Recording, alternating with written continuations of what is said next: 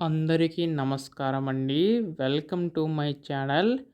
కేంద్ర ప్రభుత్వం అయితే మనకి రైతు సోదరులందరికీ ఉపయోగపడేలాగా పీఎం కిసాన్ పథకాన్నయితే తీసుకొచ్చింది కదండీ!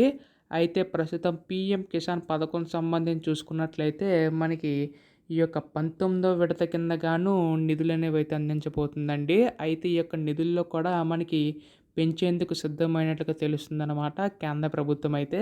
అయితే ఈ యొక్క నిధులు ఎంతవరకు పెంచుతారు? అలాగే 19వ విడత కింద నిధులు ఎప్పుడు అందించబోతుంది కేంద్ర ప్రభుత్వం? అన్న దానిపై ఈ వీడియోలో పూర్తి సమాచారం అంతా కూడా తెలుసుకుందాం. ఈ వీడియోనైతే ఎక్కడా కూడా ఆపకుండా చివరి వరకు అయితే చూడండి. అంతకంటే ముందు చాలామంది వీడియోనైతే చూస్తున్నారు కానీ సబ్స్క్రైబ్ చేసుకోవడం లేదు. మీరు కనుక సబ్స్క్రైబ్ చేసుకుంటే నేను పెట్టే ప్రతి చిన్న లేటెస్ట్ అప్డేట్ కూడా మీరు ఎప్పటికప్పుడు మిస్ కాకుండా తెలుసుకోగలుగుతారండి.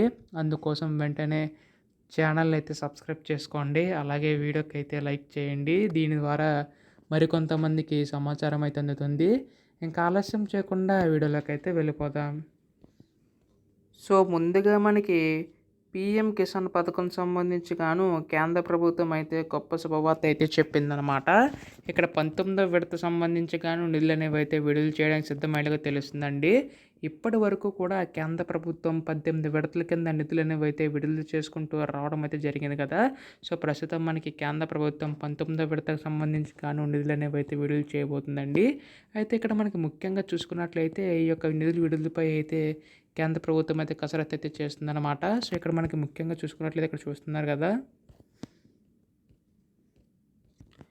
ఎల్లుండి ఖాతాల్లోకి డబ్బులని చెప్పేసి ఉందండి. పీఎం కిసాన్ పథకంలో భాగంగా ఈ నెల 24న రైతుల ఖాతాలో డబ్బులు జమ కానున్నాయి. దేశవ్యాప్తంగా 9.7 కోట్ల మంది రైతులకు మొత్తం 22,000 కోట్లను కేంద్రం ఇవ్వనుందండి. 2019లో ప్రారంభమైన ఈ పథకంలో భాగంగా ఏటా 6,000 రూపాయల కేంద్రం 3 విడతల్లో రైతుల ఖాతాలో జమ చేస్తుంది. ఈ డబ్బులు రావాలంటే ఈ కేవైసీ తప్పనిసరి అనమాట.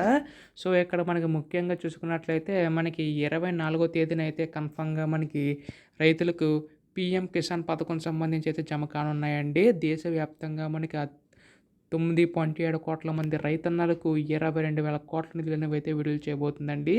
ఇది ఒక గొప్ప శుభవార్తనే చెప్పాలి. చాలామంది ఎదురు చూస్తున్నారు కాబట్టి మనకి కేంద్ర ప్రభుత్వం గుడ్ న్యూస్ అయితే చెప్పిందనమాట.